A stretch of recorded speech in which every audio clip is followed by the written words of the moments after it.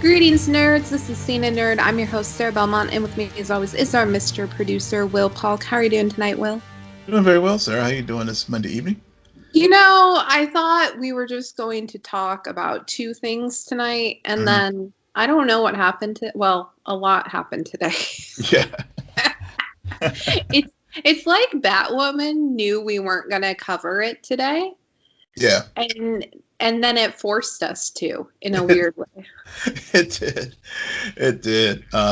Yeah, so we were planning on taking just a week off of Batwoman, and then we get the news last night from the episode, as well as news reports about the ending of last night's episode, that Wallis from Krypton is going to be joining the cast as Kate Kane. Which is crazy, because I keep thinking about how last April, when it was announced that Ruby wouldn't be coming back, there was immediate recasting rumors, and her name was like at the top of the list. And yep. I know you and I were like, oh yeah, that makes a lot of sense. Do it now. Yeah, exactly. And apparently, I was reading an interview in Entertainment Weekly today from the showrunner Caroline Dries about the recast, and she actually noted that I think she has sent in a audition tape for Kate, and she was really in the early running to be cast as Kate. Then, of course, they changed directions and decided to go with Javicia and change up the story. Instead of doing a recast, creating the character of Ryan. Right. I mean, it's a weird thing, because this season it hasn't been the best start of a season. It's been kind of middle ground, because there's this inevitable presence of Kate Kane and who she is. And we noticed a lot of the things that were working last season because of relationships and dynamics where Kate were not working this year. At the same time, Ryan has taken up the mantle and telling her own story, and really is the lead. So it's like, okay, so at what point what is going to happen? And I kid you not, Will, but I remember, I think it was last week, where you were just like, okay, so when is enough with the Kate Kane stuff? Like, we know she's not being recast. Turns out. But at the same time, I was watching the episode today, and I liked the beginning. It had a rough middle, but I liked the ending as well. Yeah. And I think that this might be the solution in a weird way. I think that they are going to, by integrating her back in, they're not going to take anything away from Ryan, but they're just going to add to this feeling that Ryan currently has of being, it's like going to add a layer of that imposter motif that Ryan already has. And allow her by the end of the season to kind of, I don't want to say defeat Kate, but overtake Kate and say, no, this is really me. You're something else now. You're someone else. You have to go to an island and figure it out for 5 years. Yeah. Go to an island. Definitely. Yeah. You know, when I saw it, I had mixed feelings about it, because on the one hand, yes, we did talk about the fact that they need to do something with this story as far as Kate and dragging it on and on. And you know, I DM'd you last night. I was like, you know, shame on me for not remembering this whenever we were talking about it before. But I had seen on Instagram someone had screenshotted, I think Nicole King's Instagram page, or Wallis had followed. Well, they had screenshotted, I think, several members of the cast of where she had followed them on Instagram. So, and I was like, huh. But I was like, nah. You know, somebody even speculated that was the case. And I was like, maybe not. And I forgot to mention it to you. But then once I saw the news last night, I actually didn't see it from watching the episode. I saw the news alert hit, I think Deadline or something, and I was like, well, that'll be damned. and I had mixed feelings. I was excited because, as everyone knows who listens to the show, we love Krypton and really love what she did with the character Nissa Vex, and so I was excited about that. But at the same time, we both, I think, have really grown to really enjoy Javicia and Ryan and the story that they have built up with Ryan this season. So on the one hand, I was like, yay. On the other hand, I was like, just when I was hoping they'll just move on with this story, I feel like part of me was like, are they undercutting Javicia a bit, taking it out of story for a little bit, but just into actual dynamics of the cast or whatever? Are they undermining her some by doing this? And I mean, did she know whenever she signed on to this series, this was going to be the arc that was going to happen? And I think about that, with another show that we're going to talk about tonight with Falcon and Winter Soldier, how Sam Wilson was treated as an African American, and then and how the government played them, and then you get this the racial dynamics, and of course the gender dynamics and the sexual orientation dynamics. I mean, there's just so many levels to this that I'm wondering, they better do a good job of introducing Kate back into the story, and also not undermining Ryan and Javicia as well, because they really stepped into a very if they're not careful how they handle this, they could really set themselves up to be in a really bad place with alienating a lot of fans on both sides of the fence. Yeah, absolutely. I think this is a very risky call, and it does in an odd way make me more excited to watch Batwoman. Yeah, because I was totally off the Batwoman train last week. I was really mad at that episode. Mm-hmm, me too. And then when I found out this news, my curiosity is back in stored. I had a lot of curiosity coming into this season because of all of the changes. And as it went on, I was like, okay, I see what they're doing. Stuff isn't working. Some stuff is, some stuff isn't. So where are we headed? And Sophia needs to just go away. Yeah. And so now I'm kind of just like, okay, well, this is a risk. I'm really curious as if it's going to pay off. Yeah, I am too. I mean, like I said,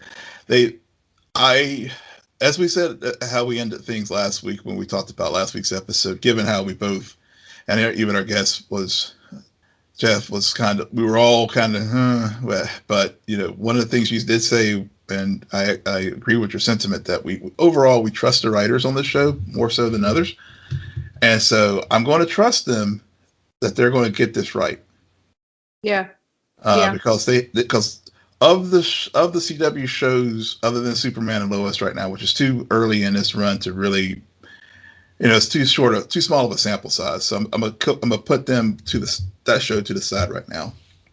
But of the established shows, at least the ones I watch, because I don't really watch Legends, but the Batwoman writers' room has overall have given me, maybe they've been breaking the mold somewhat as far as getting over the wash, rinse, repeat kind of cycles that we've seen on The Flash. And so I have more confidence in them at this point than I do, say, if you're doing this on The Flash, the way their writer's room has been going lately. So yeah.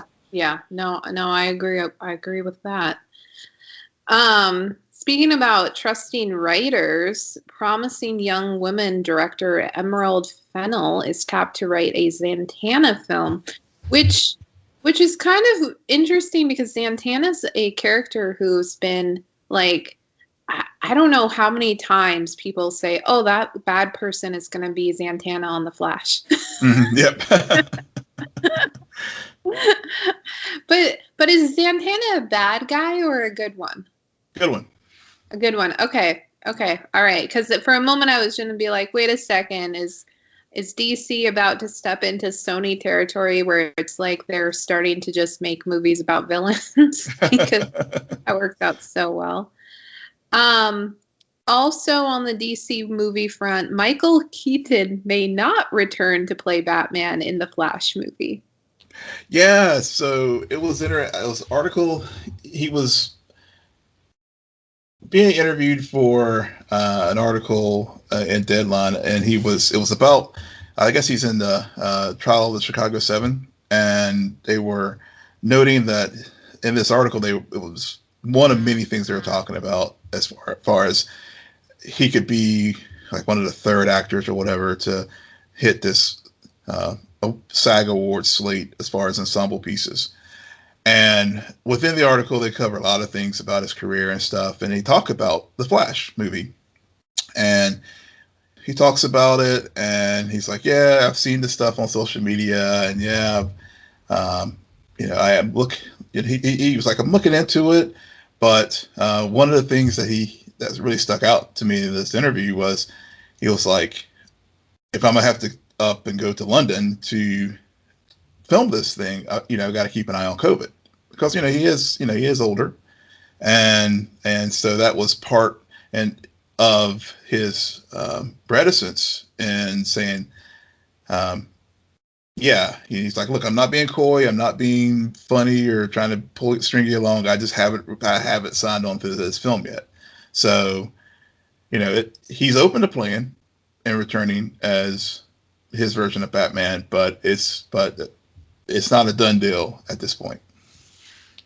So freaking weird.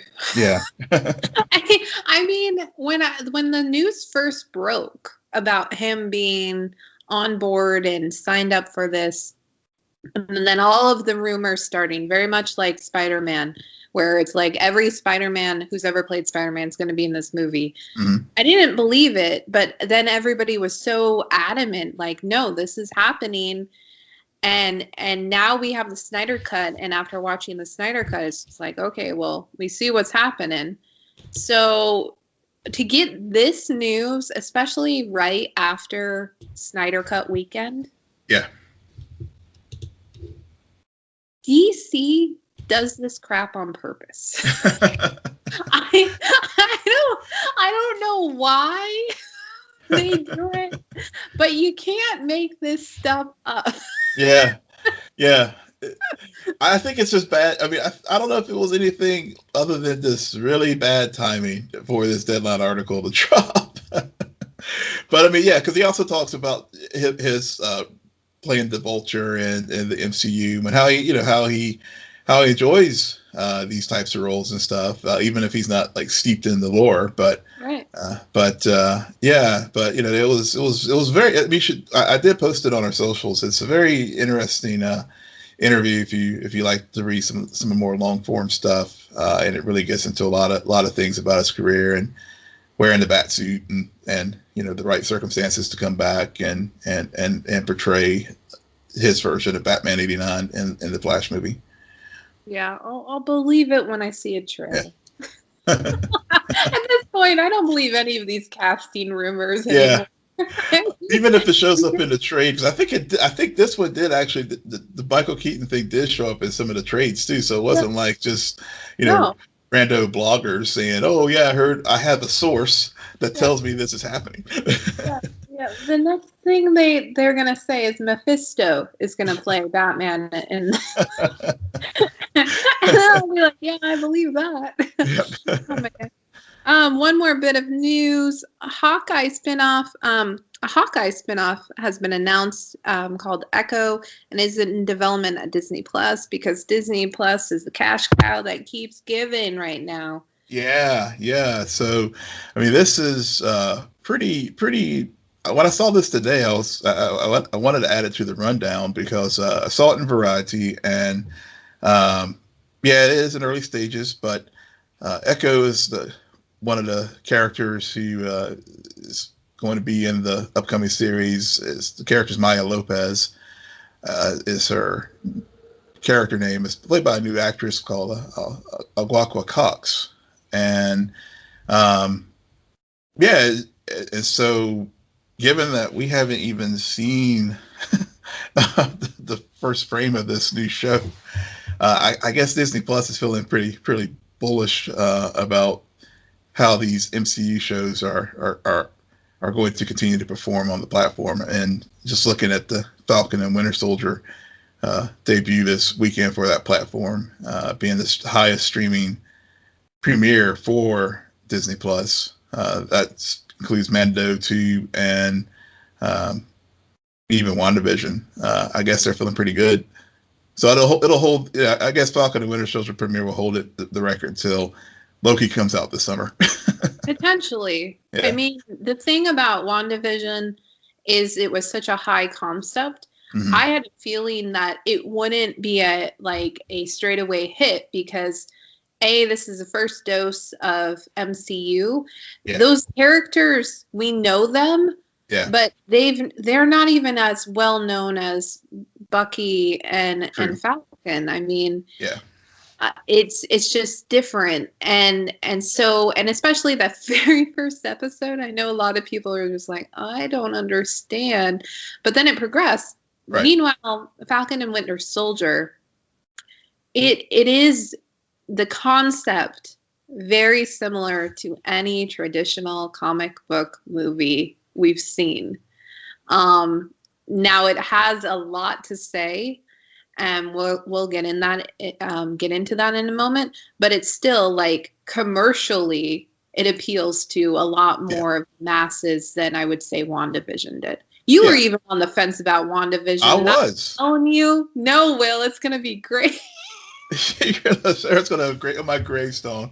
It was even announced you were skeptical. Yeah. Oh, I was. I really was. But thinking about it now, and especially now that we had the premiere of Falcon and Winter Soldier, and thinking about how originally Falcon and Winter Soldier was supposed to kick the things off after Black Widow movie last year. I'm glad. Actually, I think, and of course now we can say this with the benefit of seeing how things have actually unfolded, but I think it actually, in a weird way, COVID actually worked to both of these series' benefit. Oh yeah, absolutely. I mean, I think that's what's really happening right now. And we've talked a little bit about this last week with the CW verse lineup, is you're seeing multiple writers' rooms pivot in the face of this pandemic. Yeah. And across the board, you see it in all medians where some are even incorporating COVID storylines, and that's how they get away with their actors wearing masks all the time. And then in some instances, it's just like, well, it delayed shooting, which means that we have a lot of time to spend rendering CGI. Snyder could have used a little bit more time, in my opinion, but we'll get into that. But let's kick things off with Falcon and Winter Soldier. We got the first episode, New World Order. Very Sam Wilson heavy. I'm not mad at it. Mr. Anthony Mackie looking very, very fine, very appreciative of him. And he's doing some action. The Russos did not direct this episode, right? No. Because the action sequence, the opening action sequence with Sam, I'm just like, okay, this is pretty much Winter Soldier, but Falcon. Like it's a very similar setup of, you think that this guy, he's kind of like very limited in what he can do, and they just pulled out all the tricks for him in that sequence. I love that sequence. Obviously it is what fans come to expect, but it to me, it was like reintroduction to Falcon, and in a way that really, because obviously when we had these characters like Falcon and Bucky and others show up in the feature films, they are supporting characters and treated as such. But right out the gate, we see Falcon and all his, and all his tactical and war fighting skills on display in that opening sequence. And it was just sort of like, okay, here's how, it was one of those things where you're going to be thinking, oh man, this whole episode is just going to be adrenaline pumping and all that kind of stuff. But actually, after we got that initial action sequence, we really got a lot of character moments and character development the rest of the episode. So, it was sort of like, okay, we're going to give the fans what they want right out the gate, and then the rest of the story, we're going to really get into post blip world for Bucky and Sam. Right.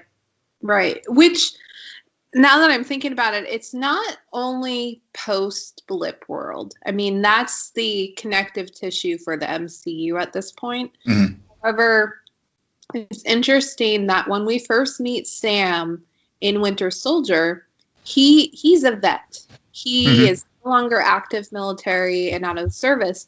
But seeing this opening sequence, your initial thought is, oh, you're still part of the fight. Like, you're still military. Mm-hmm. And he mentions he has government contracts now. Yep. And so that's how he's able to still. So it's almost as if this whole saga with Captain America has reinvigorated him on continuing that fight and not having come home yet. Mm-hmm. Right. And you see that play out a bit with his sister, where he tries to come back and she's just like, dude, you left. Yeah, you're still gone. Yeah, she's like, you disappeared. Well, wait, no. Did Sam disappear? He did. He did. Yep. That's right. Yep. He was. Yeah. Yeah. Sam and Bucky both disappeared. Yeah. But then on the flip side, you also have Bucky, who is basically Steve Rogers, except the reverse. Yeah. Because he's a soldier too, who's faced combat, was in a world war and all of that. And yet he's also been on the other side as the villain, as the enemy with Hydra. Mm-hmm. And so now we're seeing him with his lovely psychiatrist work through those issues of righting those wrongs. Mm-hmm. And I love the list parallel. Yeah. I love, yeah. So you're really telling me the Russos had nothing to do with this first? I'm telling you, I mean, Marvin Spellman, I think, is the showrunner, and yeah, he may have taken he's taken the construct that the Russos have built with the last few films, but he's taking it and moving it forward because, because obviously with the TV series now, you have the opportunity to really get into the layers of these characters, and so, to your point, like with, for example, Bucky, mm-hmm. and the list, and tying his list of amends now to his list of assignments that he had when he was Winter Soldier, and I love the checklist that, yeah, you're right, with the psychiatrist, like, what do you do whenever you get into these scenarios? And I think it was like a 3 or 4 point thing he had to check off on whenever he was doing his now good work as part of his pardon. Don't break any law. Don't hurt anybody. Yeah. Yep. Well, it's not only the list is not only a motif for that, but it also, Steve Rogers had a list at the mm-hmm. beginning of Winter Soldier. He did. A different list of pop culture. That's right. Because that's right. I had forgotten about that. Thanks for reminding me, because now Bucky we're seeing him, 106-year-old Bucky, sort of going through that journey that Steve had to go through when Steve, to your point about Steve's list that he had. Right. Yeah. Well, I think it plays also onto the idea of soldiers returning home. And sometimes it's an adjustment just to get back to normal and live a life without being a soldier. And that was very much Steve Rogers. And then with Bucky, it's more about his life will never be normal. He has way too much PTSD, and Hydra fucked with his head. But now he has this list, and it's not about it's about finding peace. Yeah. And that was another clever thing that I didn't see coming was him and the older man who turns out to be the father of one of his victims as Winter Soldier. Yeah, that one got me. My daughter and I watched the episode together, and we just kind of looked at each other. We were like, "Whoa!" whenever that happened, because it was important. It was an important sequence for them to put that in there to remind us, and also to bring up folks who may are not as steeped in MCU lore about who Bucky and what the Winter Soldier actually was. Right. Because when that sequence first happened, it kind of threw me for a loop. I'm like, wait a minute, did he have a relapse? Because we got the long hair and all that. Yeah. And it did throw me. I mean, I have to admit, I was like, oh boy, this is not how I thought this show was going to go. That is what we call good editing. Yes, exactly. Well told. Yeah, it's almost. I mean, going in, I understood what Sam Wilson's arc was going to be. The more I think about this episode, the more I understand, or I'm starting to think what they're going to do with Bucky. And with Bucky, I think it's going to be more about how do you take that name, Winter Soldier, and transform it from a bad guy into a good guy. Yes, he fought alongside the Avengers. We've seen the movies. We understand that. He got like 5 minutes of screen time total. Yeah. So, but he himself still doesn't view it as being a hero. Like he's fully in Winter Soldier mode in those nightmare sequences. So he is. How do you get to the other side of that? I do want to call out one thing though that they should explain. Why did he get kicked out of Wakanda? That's a good. They never explain. They mention it. He even says, "I had so much peace." I'm like, then what did you do to get kicked out? Maybe that's something that they may explore as we go further into the series, and maybe it is because maybe it was as part of the pardon and making amends. Maybe that was why he got kicked out, or maybe not kicked out, but in order to get pardoned for all the heinous acts that he committed over the years. Maybe the Wakandans had done everything they could do for him, and now he had to go to the next step and do what we saw in this episode. Yep.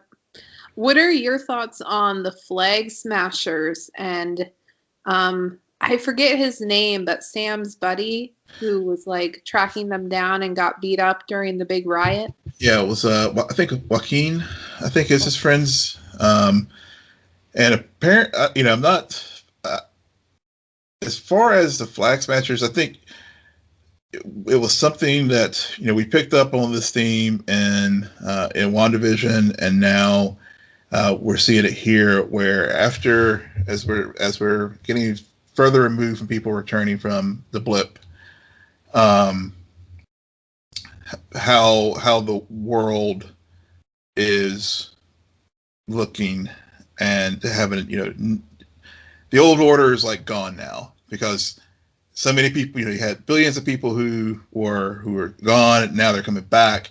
And so the people who were left after the snap pretty much had to learn to move on with their lives and adjust to to this new world. Now you have everybody coming back into it, and people feeling very strongly about how the things should be.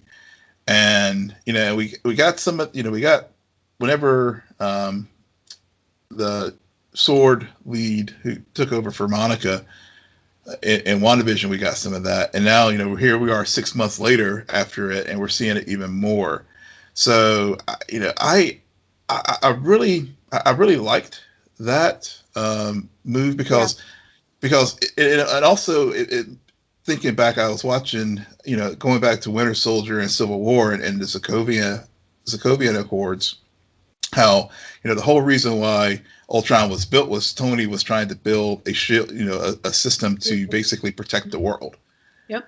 And so now fast forward, and you're seeing how folks are trying to now put the world back together after all of these events.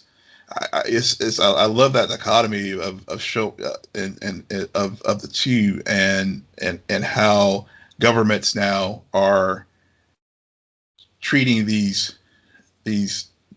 flag smashers as an existential threat to the world's order at this point.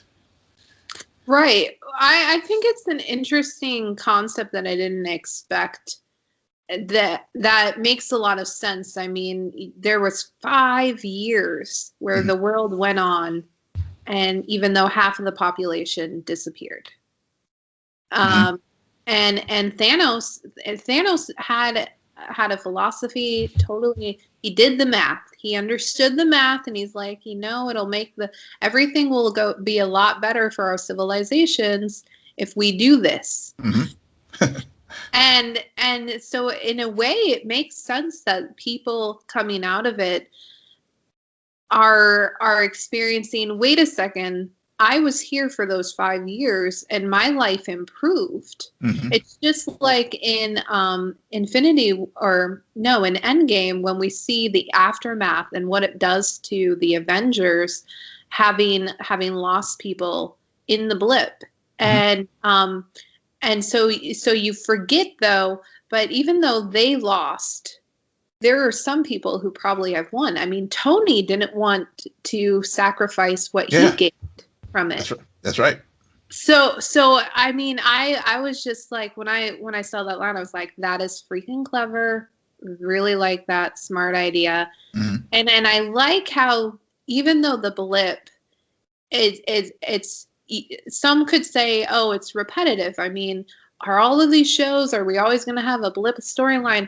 But what they're doing is they're really being cautious about the different angles to explore the blip aftermath through certain sets of characters. I mean, we just spent, 9 weeks with WandaVision? Yep. And that was through the lens of grief and loss. And then this one, it's very political. It's about government. I mean, I don't know why they call them flag smashers. I personally would call them Thanos sympathists. Yeah. I like that. You should trademark that. But I like that idea.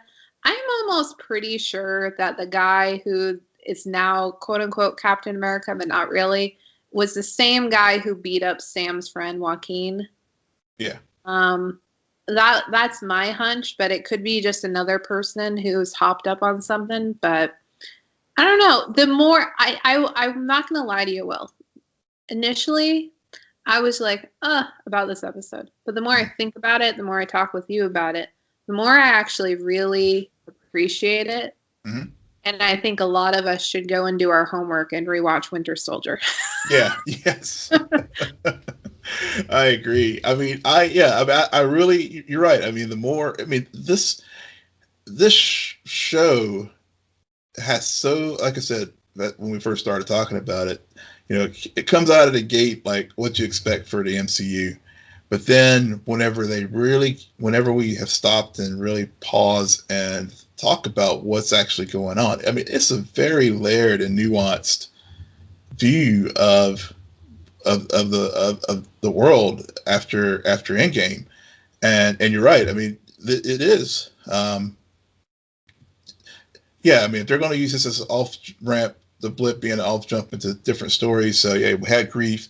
This one, I think it's finding yourself in this new world. For example, Sam, because it picks up on his line when he talked to Steve at the end of Endgame that this doesn't feel the shield feels like it belongs to someone else. And so we're going to have that journey with Sam, which we all saw that one coming. Even though, again, to your point, editing and clever advertising, we were thinking Sam was going to be coming out here with the shield and doing all this fun stuff at the beginning, and come to find out he's donated the thing to the Smithsonian because, that's not, I'm not Cap. So I and seeing him and Rhodey, especially, given how what all had transpired in their relationship with Civil War. Mm-hmm.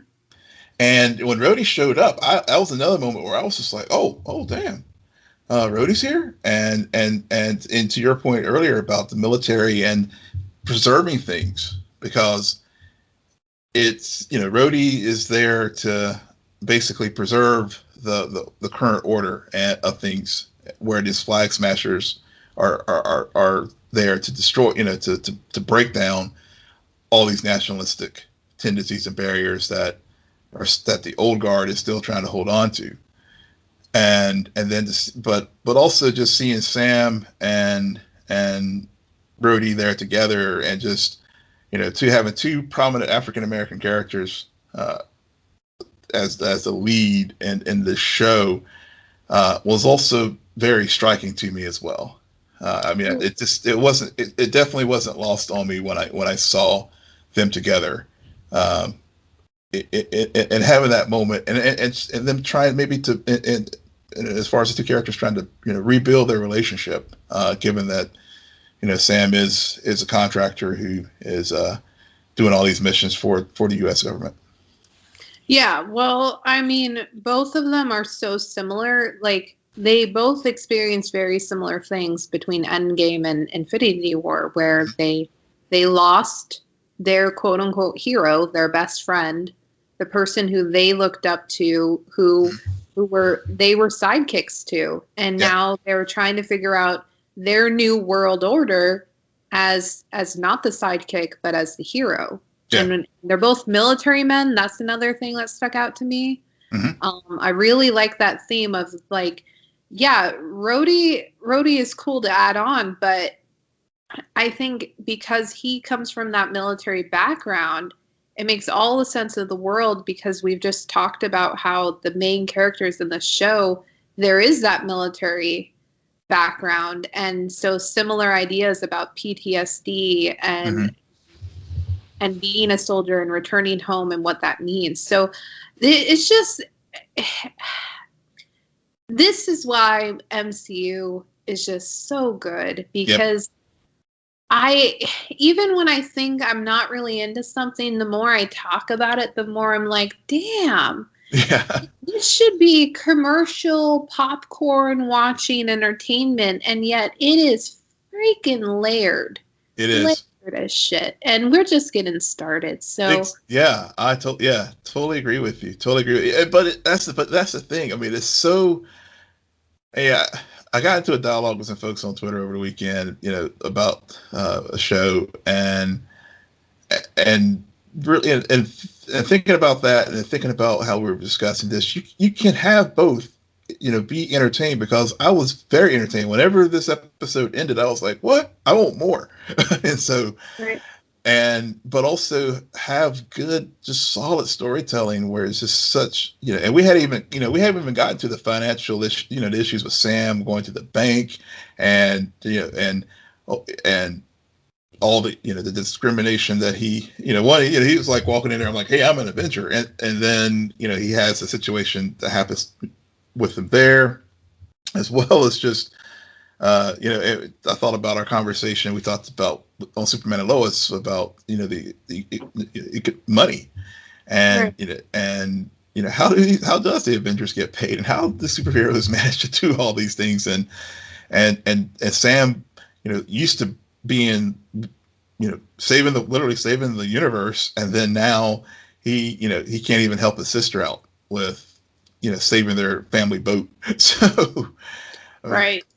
It's just such layers and such new such textures with these stories, and I'm just the next 5 weeks, especially how the episode ended with introduction of U.S. Agent, and from what I've read about how they're going to differentiate how the character is in the comic versus how they're going to utilize the character in the MCU.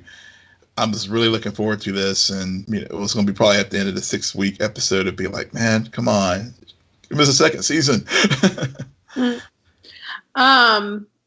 We do have another thing to get to, yep. And we're running a bit low on time. But I will say this as a point of transition. The MCU, we never need a 4-hour cut of something. Well, understand what's happening. Just a 3 hour. 3 hours maybe, give or take. Part 1, part 2, combine them both, probably a 6-hour movie. Yeah. Justice League Snyder Cut. Yeah.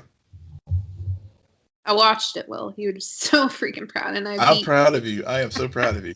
You actually finished it before I did. I did cheat.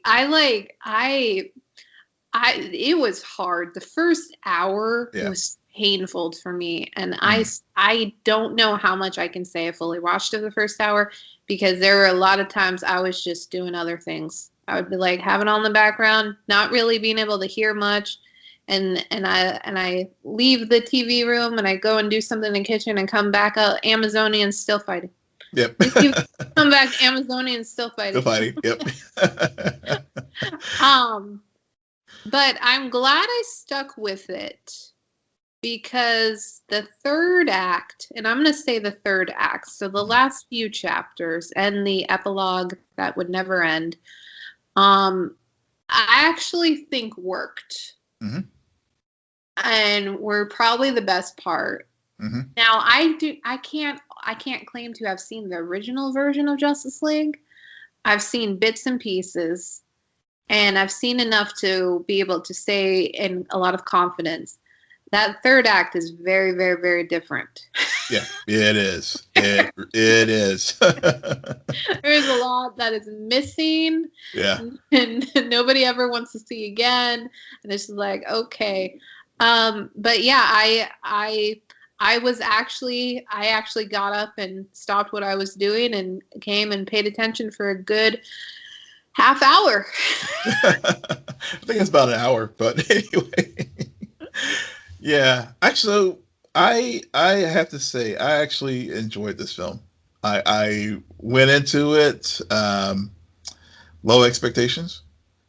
Because it was one of those things where it had been such hyped and talked about and everything, but and I barely remember the theatrical cut. I mean, I only watched the theatrical cut one time, and I was like, okay, I'm done with it.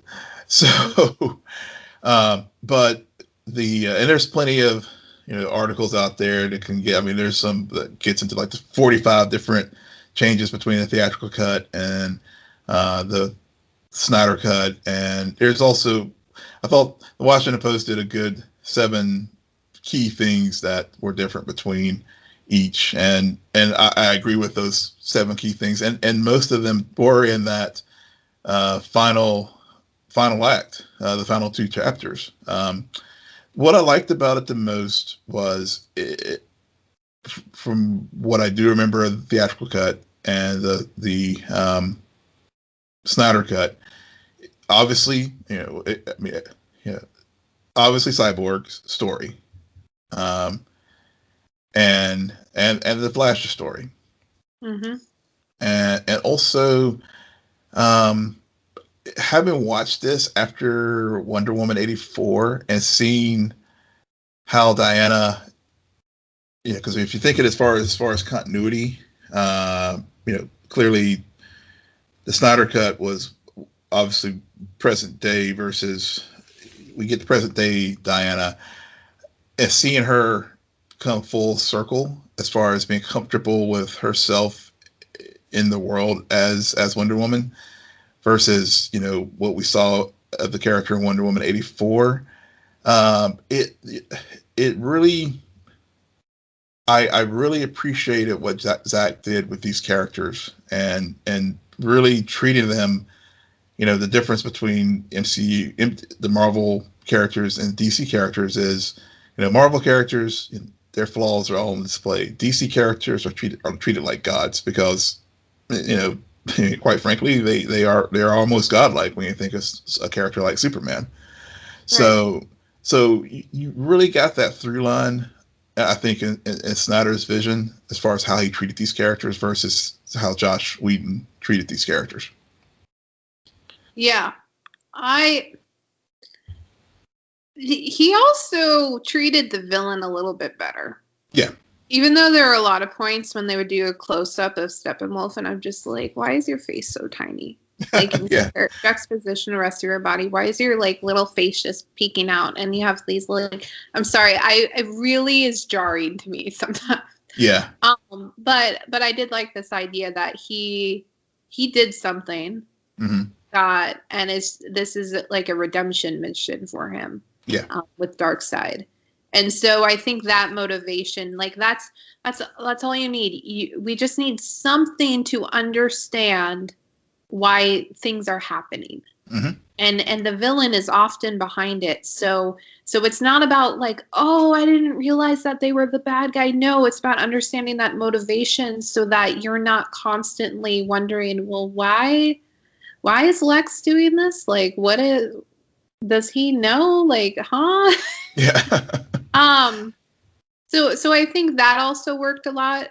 But yeah, your point about these characters for DC, godlike, very much emphasized to the point where Batman was the smallest character on the screen in a way. Yeah. And I say that just because its contributions a little bit. He's gadget guy. Yeah. I think I can't take that credit for that one. It was Leslie Jones and her live tweets of the Snyder Cut. I'm kind of mad at this movie because as much as I hated a good most of it, just because I can't stand the CGI that they used, so bad for me. But I'm mainly upset at this movie because, and this is why I kind of was never on board with Snyder Cut. I don't like the idea that you're going to have all of these sequences in the 45-hour epilogue. There's a scene between Joker and Batman that at first I was like, oh my God, did I completely miss the scene? Because where is it? And then it appeared, and I'm like, oh, it's part of the 45-hour epilogue. Got it. Yep. And it's just a conversation, and that conversation should have been the entire epilogue. Yeah. Because I'm like, I want more of that clear setup for another movie, and it's just, it pisses me off because I don't think we're gonna get it. Yeah, that I agree with you there. I felt like. Yeah, I mean, I felt like the epilogue really was like it was almost like a mini feature film in and of itself, because we especially the first part of the epilogue, I thought really tied in well with what we had just watched for the last 3.5 hours. Right, the cyborg father. The father, because that was the difference between, that was one of the noticeable differences between the theatrical and the Snyder.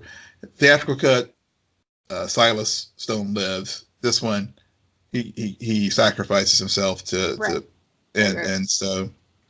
that was one of the things. And I felt that was Joe Morton's just, dialed speech about everything and the images. I thought that was just it should have stopped it there. But then you tacked on that Joker thing, and I'm just like, damn, we can't, and we know we're not going to get more from this.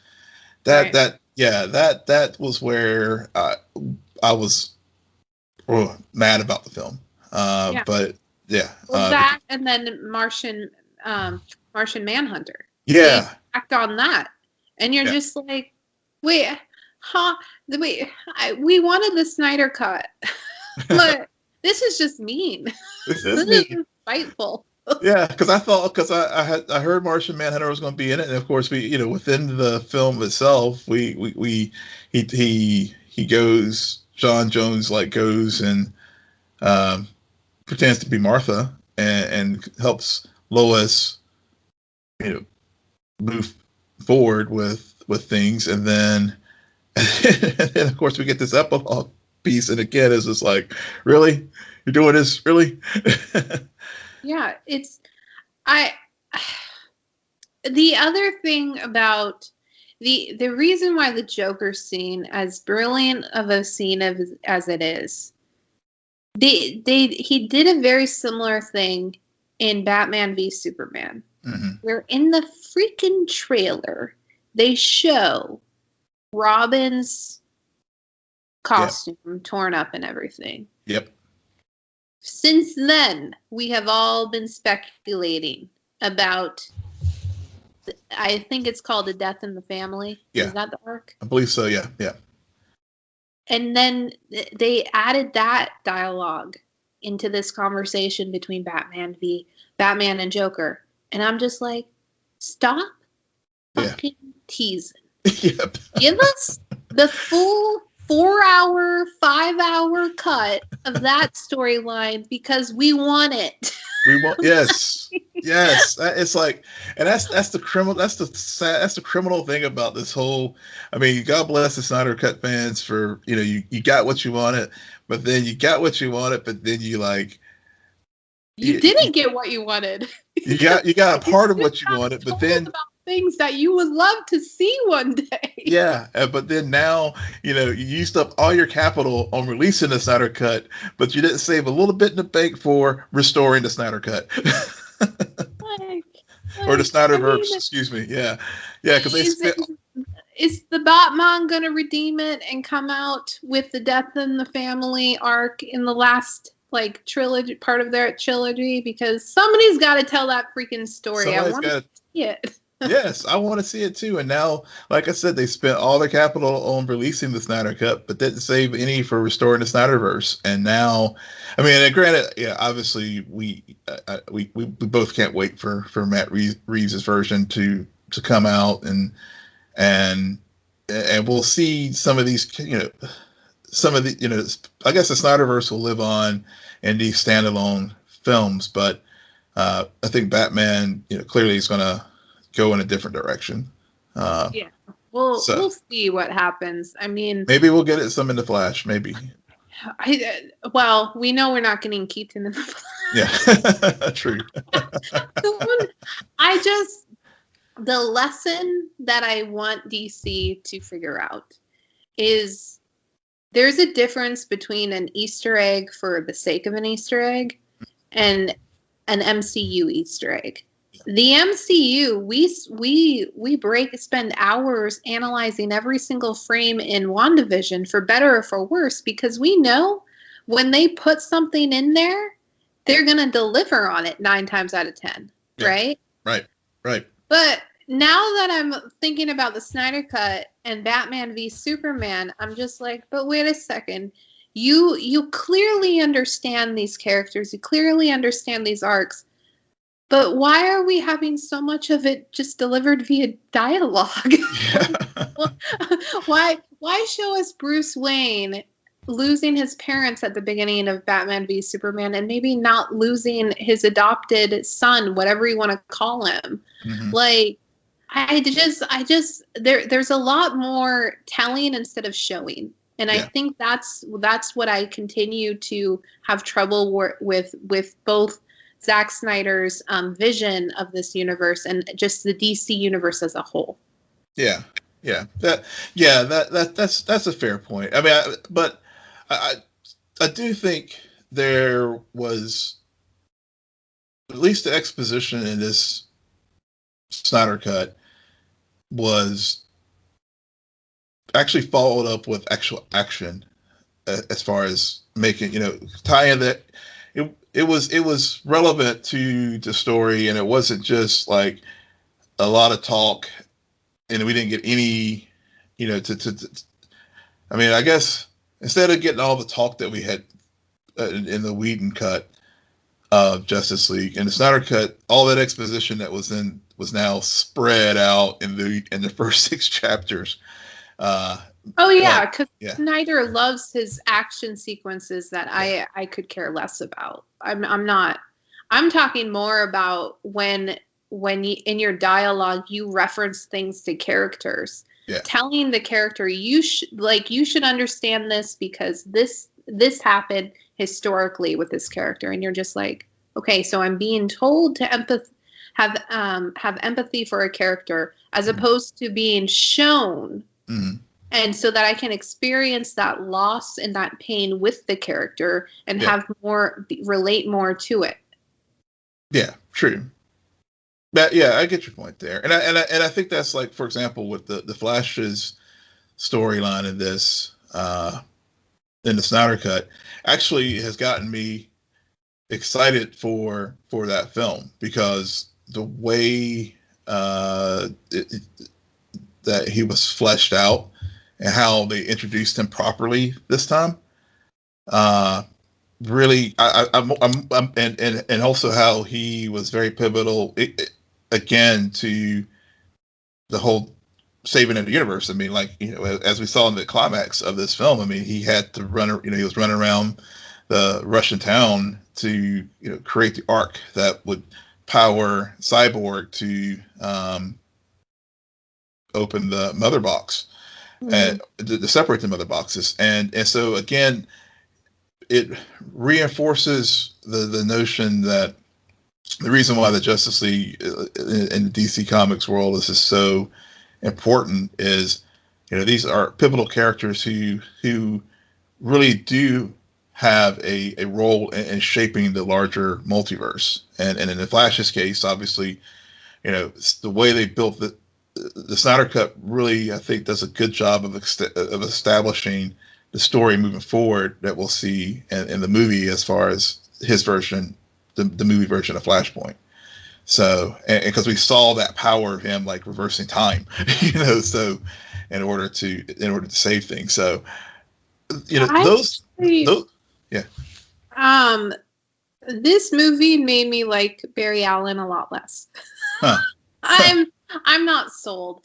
And I don't say this often, so take note, everyone.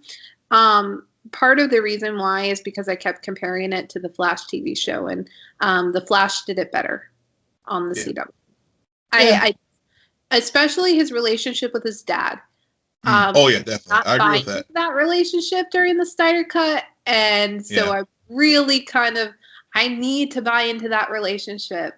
And I understand it. You can't also have John Wesley Shipp play, but you really should have.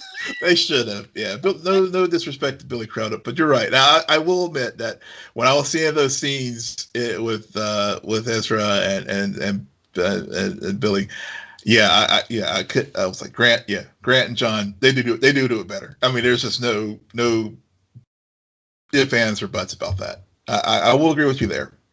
Yeah, I couldn't get over that one scene where he says that, hey, I got a job. My kid got a job. I'm like, oh my, take it down a notch. Like, what the heck is going on here?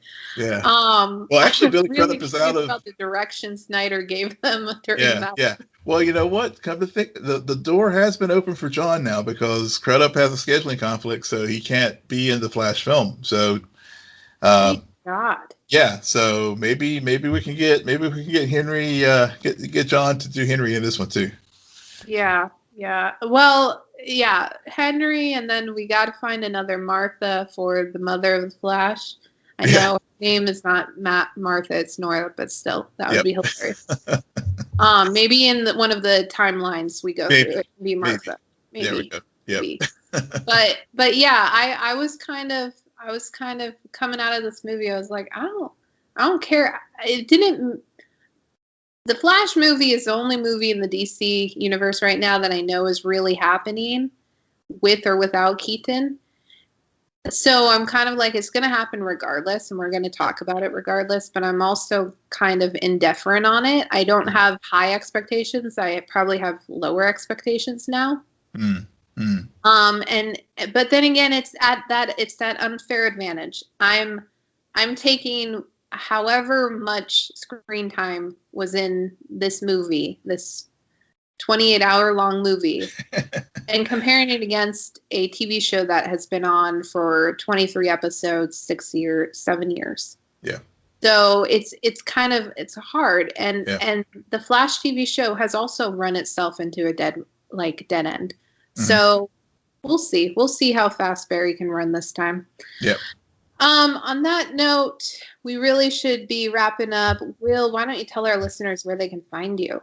Yes, you can find me at Will M. Polk, WILLMPOLK. You can find me on Twitter at SJ Belmont, SJBELMONT. Please follow our crew on Twitter at SNN Nerd. Friend us on Facebook, follow us on Instagram, but most importantly, rate, subscribe, and comment on Apple Podcasts, Spotify, YouTube, Stitcher, or wherever you get your podcasts. Good night, Geek Out. You're welcome.